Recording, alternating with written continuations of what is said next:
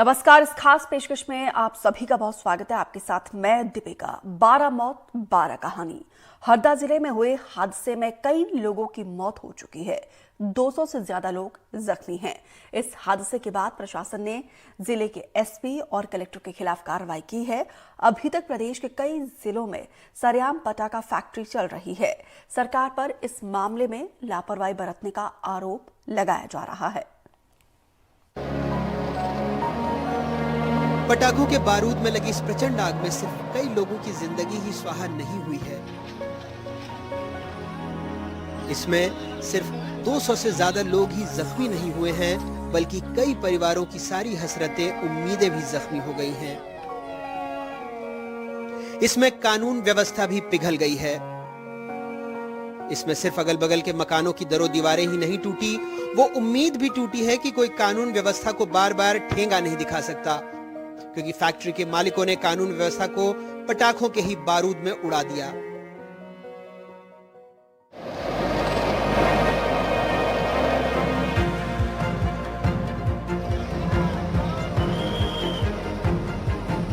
हरदा में 7 मिनट में 2 धमाके हुए, कई लोगों की मौत हुई, 200 से ज्यादा घायल हैं। 150 फीट तक लोग उछल गए, 1 किलोमीटर दूर तक पत्थर छर्रे बनकर उड़े। इसी फैक्ट्री में 2015 में हादसा हुआ, 2 लोगों की मौत हुई। 2021 में हादसा हुआ, 3 लोगों की मौत हुई।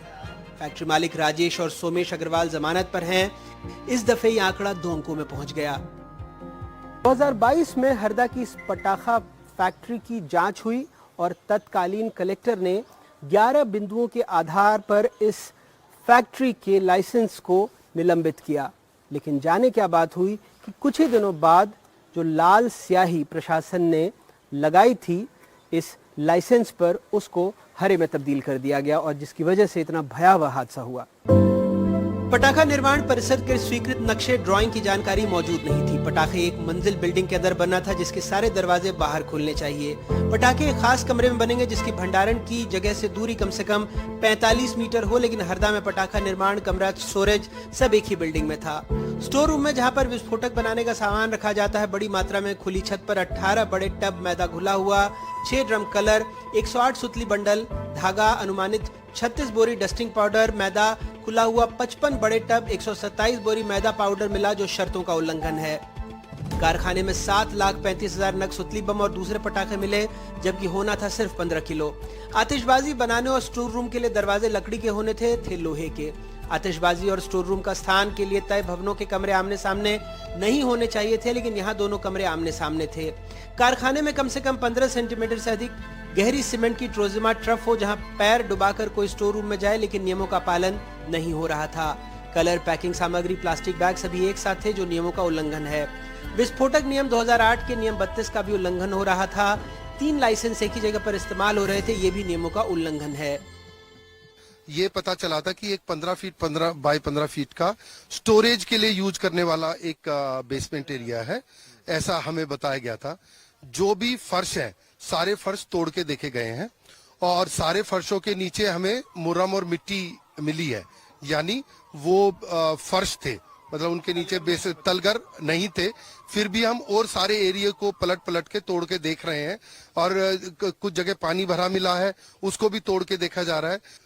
सभी पर कार्रवाई की जाएगी। इसमें कुल एक पोर्शन तो जो वो डाइवर्टेड है, जो व्यवसायिक के लिए डाइवर्टेड हुआ था, बाकी डाइवर्टेड नहीं है, वो कृषि है।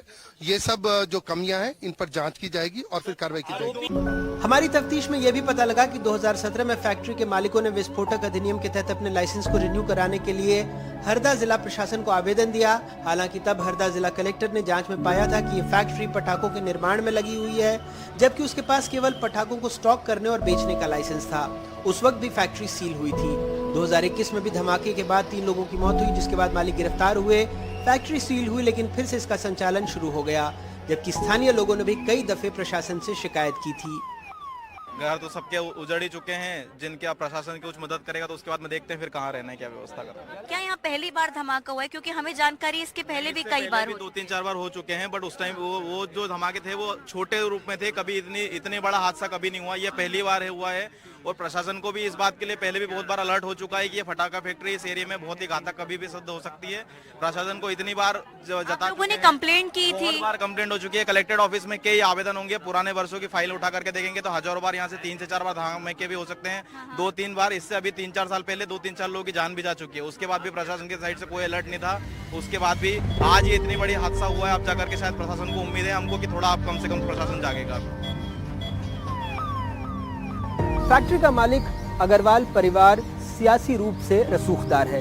2017-18 में हरदा के एक रसूखदार नेता ने उनके लिए सिफारिश की, लेकिन तत्कालीन जिला कलेक्टर ने नियमों की अनदेखी का आरोप लगाकर फैक्ट्री को सील कर दिया। लेकिन जाने क्या बात हुई कि 2022 में रसूख भारी पड़ा कानून पर और इतना बड़ा हादसा हो गया। हरदा से अपने सहयोगी अब्दुल समद, अमृतांशी जोशी और कैमरा पर्सन राजू बाथम के साथ अनुराग द्वारी, एनडीटीवी।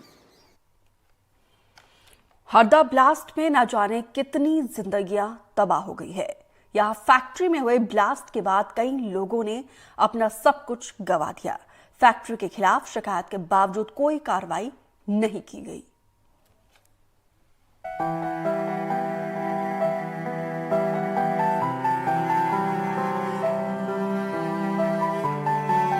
इन मासूमों की आंखों में आंसू नहीं होते अगर पटाखे की फैक्ट्री में धमाका नहीं होता। स्कूली लिबास में खड़े बच्चे यतीम नहीं होते अगर प्रशासन ने रिहायशी इलाके में चल रहे इस पटाखे की फैक्ट्री से अपनी आंखें फेर ना ली होती। ये बच्चे अपने माँ बाप को नहीं गवाते अगर स्थानीय लोगों की शिकायत के बाद ये फैक्ट्री बंद हो गई होती।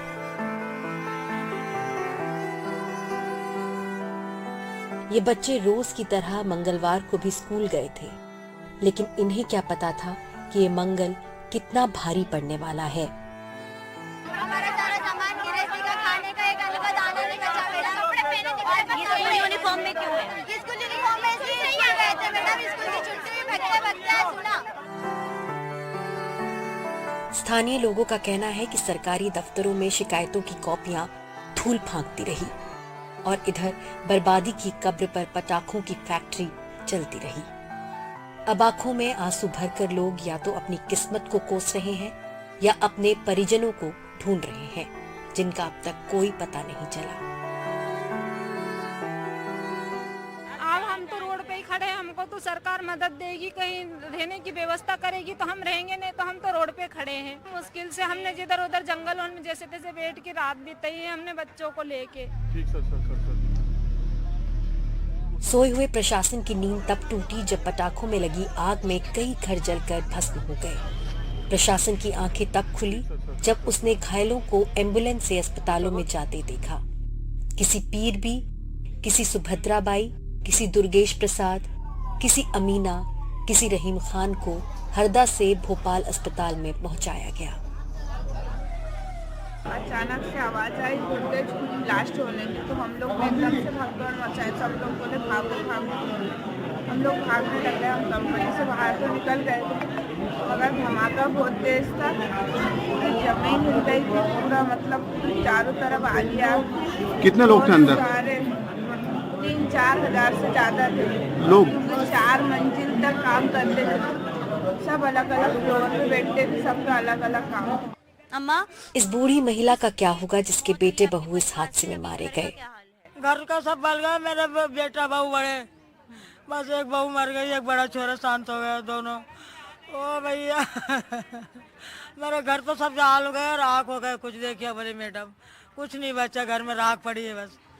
ओ बाप रे, मेरा बेटा मेरे से छोड़ के कभी नहीं जाता रही। भाई जब बोला था कहा गया, माँ मैं कह गए रहा हूँ, आ रहे हो कहाँ। उस महिला को कुछ सूझ नहीं रहा जिसके भाई बहन की इस हादसे में जान चली गई। आप भी यहीं पर रहते थे आंटी जी? नहीं, हमें तो गांव पे से मेरे भाई भौजाई खत्म हो गए, तो मेरे को खबर लगी तो मैं आई। कुछ नहीं बचा है? कुछ नहीं बचा, कुछ नहीं है, सब जल के राख हो गए। मेरे भाई भौजाई शांत हो गए। ब्लास्ट के बाद यहाँ पर दर्द अभी भी गहरे हैं। यहाँ जो लोग हैं उन्होंने चक्का जाम की स्थिति कर दी है, जो स्थानीय यहाँ पर लोग हैं। और अगर आप तस्वीरें देखेंगे यहाँ पर सब बैठ गए हैं और गुहार लगा रहे हैं मांग कर रहे हैं कि ऐसी कार्रवाई हो जो कि नजीर बने, लेकिन जो उनके घर उजड़ गए और यहाँ पर जो है लोग उसको लेकर काफी ज्यादा आक्रोशित हैं। किसी का सुहाग जल गया तो किसी का घर स्वाहा हो गया। लोगों को इस बात की तकलीफ है कि प्रशासन ने कभी उनकी आवाज को सुना ही नहीं। बच्चे को लेकर कहाँ जाएंगे?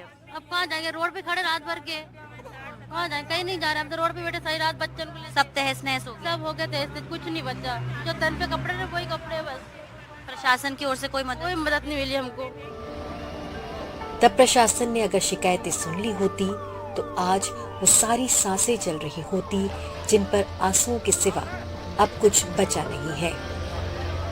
शिकायतें पुराने दस्तावेजों की तरह रखी रह गई और जिंदगी रद्दी कागज की तरह जल गई। हरदा फैक्ट्री ब्लास्ट के बाद प्रदेश के मुख्यमंत्री ने प्रदेश भर में चल रही पटाखा फैक्ट्री की जांच के आदेश दिए हैं। इस सिलसिले में प्रदेश भर में अलग अलग जगहों पर प्रशासन पटाखा गोदामों में छापेमार कार्रवाई कर रहा है। धमाकों में उठी इन तेज लपटों से प्रशासन की नींद ऐसी खुली कि पूरा मध्य प्रदेश दिखने लगा।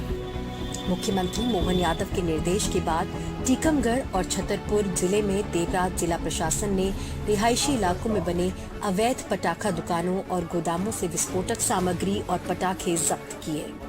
माननीय मुख्यमंत्री महोदय द्वारा बीसी में निर्देश दिए गए हैं कि जो भी एक्सप्लोसिव से रिलेटेड चीज़ें हैं, पटाखा हुआ और डायनामाइट, डेटोनेटर आदि जो भी भंडार गृह हैं उनको सबको जांच लिया जाए और उनके जो सेफ्टी मेजर्स हैं उन पर ध्यान देकर उनकी पूर्ति कराई जाए।